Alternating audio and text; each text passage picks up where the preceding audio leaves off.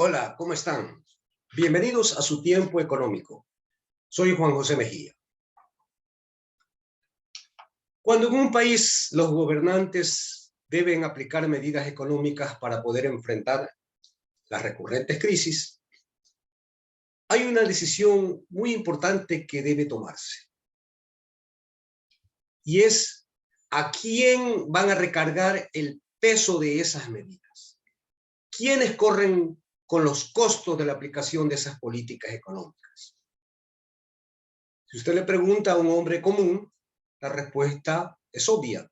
Tienen que ser los más ricos, los que tienen mayor capacidad económica y que se han beneficiado generalmente de las políticas aplicadas por los gobiernos, los que deben correr ahora sí con los costos de las medidas.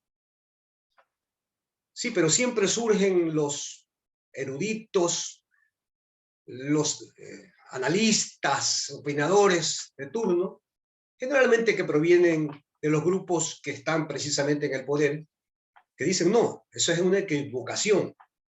Al dinero no hay que recargarle nada. A los dueños del capital hay que tratarlos de la mejor manera posible. Darles todas las posibilidades para que puedan expandir sus negocios. Porque cuando usted recarga contra el gran capital las medidas económicas, generalmente los capitales huyen del país. Entonces al capital dicen, hay que mimarlo.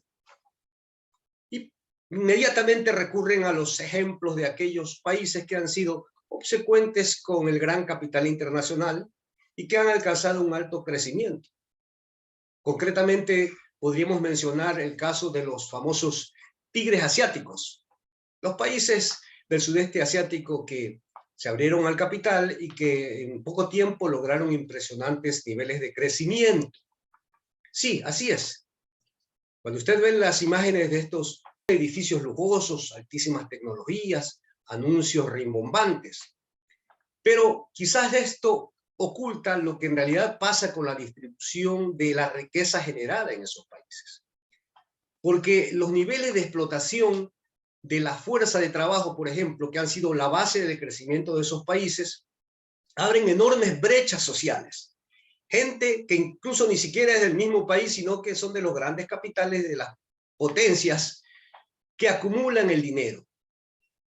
Y una gran cantidad de la clase trabajadora que vive con lo mínimo, con salarios de hambre. Eso es lo que sucede. O por ejemplo, cuando usted se refiere a los paraísos fiscales, las zonas offshore a nivel mundial, donde los grandes capitales, incluso capitales opacos, oscuros, llegan allá con profusión. Entonces usted dirá, bueno, el capital llega y eso inmediatamente va a hacer que en aquellas naciones, que son generalmente naciones pequeñas, islas caribeñas, etcétera, la riqueza va a irrigarse con generosidad al resto de la población. Pero vemos que no es así. El caso más conocido, más cercano, es el de Panamá. Panamá, paraíso fiscal, emporio de los sectores bancarios, incluso con su propio canal interoceánico, y que ha tenido niveles de crecimiento importantes, quizás los niveles de crecimiento más altos de Latinoamérica. Pero usted póngase a revisar las cifras de la distribución de la riqueza. Allá son altísimas. El decil más alto en los ingresos en Panamá gana 39 veces más que el decil de ciudadanos de menos recursos. La pobreza en Panamá bordea el 22-23% y la miseria está por el 11%. Es algo que nos llena de estupefacción de ver que en un país donde hay tanta riqueza como lo es Panamá, donde llegan gran cantidad de capitales del mundo entero, existan estos niveles de pobreza. A propósito, ¿no? En las últimas 2-3 semanas en Panamá se han producido fuertes manifestaciones precisamente por la gente que cae en el desempleo o que sus sueldos son sumamente pequeños. Lo que pasa es que también la prensa no difunde mucho esto porque simplemente no les interesa hacer conocer que en un emporio del capitalismo mundial como lo es Panamá existan estas furibundas protestas sociales. De manera que cuando escuchamos que al capital hay que darle todo, hay que permitirle todo, hay que crear condiciones jurídicas, flexibilizar el mundo laboral, etcétera, no caigamos en ese chantaje. Porque precisamente son los países donde junto con la afluencia de capitales se han aplicado medidas de redistribución, de fuerte redistribución de la riqueza, con altísimos impuestos. Países como, por ejemplo, los del norte de Europa, Dinamarca, Noruega, Islandia, en esos países que efectivamente se ha dado un alto desarrollo económico, pero que va acompañado también con una buena distribución de la riqueza, con niveles bastante apreciables en los distintos niveles sociales, son países donde no se ha permitido que el capital haga lo que le da la gana. Las cifras las podemos revisar, pero esta es una realidad. De manera que un gobernante que entienda de verdad la problemática social, económica de su país y que quiera darle solución, debe aplicar políticas de redistribución del ingreso, que toda la riqueza que ingresa no se concentre en pocas manos, porque puede pasar lo que ha pasado recién en Chile, por ejemplo, ¿no? Que fue considerado como un paradigma del desarrollo económico en Latinoamérica. Y vean ustedes cómo la población se levantó y ahora tenemos un presidente elegido por la gran masa chilena, ¿no? Que está planteando cambios importantes en ese país. Es decir, el neoliberalismo en Chile ha sido un fracaso, ¿no? Y la protesta popular así lo ha demostrado. Y los gobernantes no solamente deben ser consecuentes con la gente que no tiene la suficiente capacidad económica a veces ni para poder vivir medianamente, sino que hasta por el mismo hecho de poder conservar la gallina de los huevos de oro, es decir, mantener una sociedad tranquila, pacífica, que se sustente la economía con base en el consumo, en la capacidad de demanda, en el poder adquisitivo de la gente, que haga que se potencie la producción económica. De tal forma que es importante que los gobiernos sepan regular las enormes inequidades que existen en cada uno de sus países. Y al respecto nosotros podemos mencionar en el caso de nuestro país, del Ecuador, no solamente mencionar, sino también observar cómo lo hacemos aquí, en este informe que para el 2021 entregó el Instituto Nacional de Estadísticas y Censos sobre la distribución del ingreso en el Ecuador.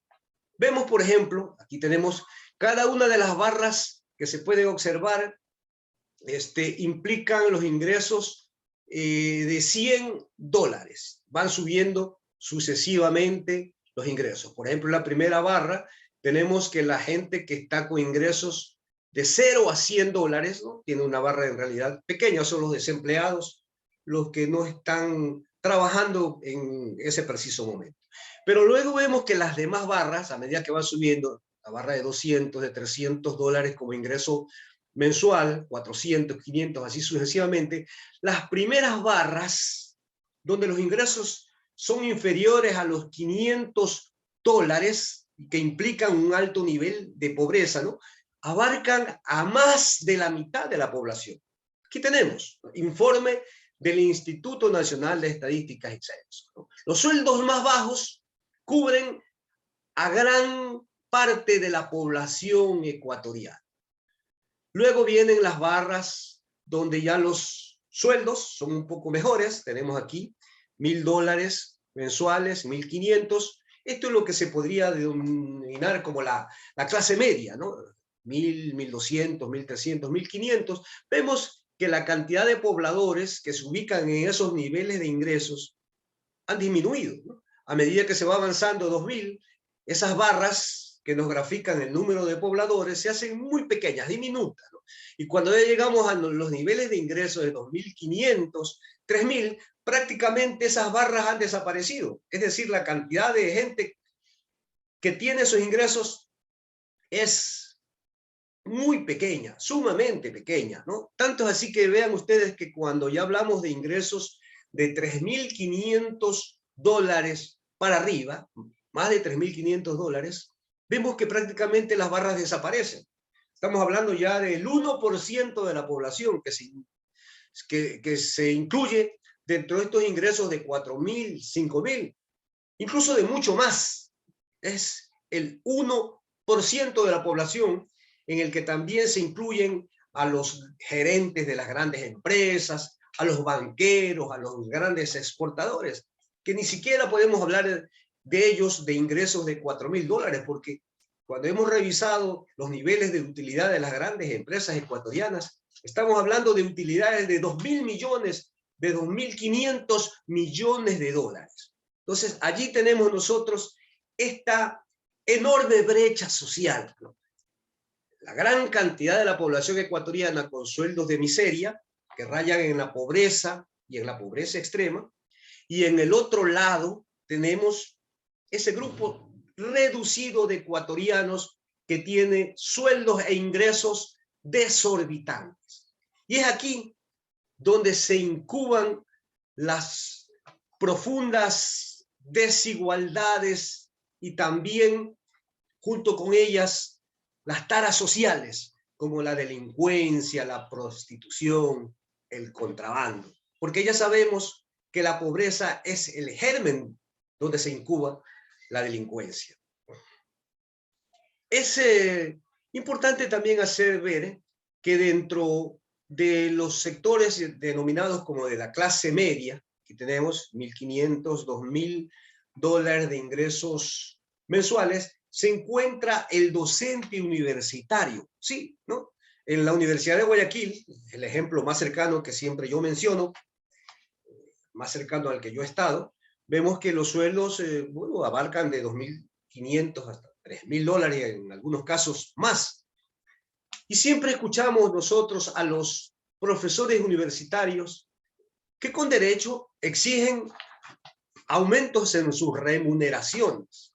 Dicen, bueno, con el dinero que estamos recibiendo no nos alcanza para cubrir todas las demandas que nos impone el sistema, todos esos estándares de consumo a los que el sistema nos obliga prácticamente.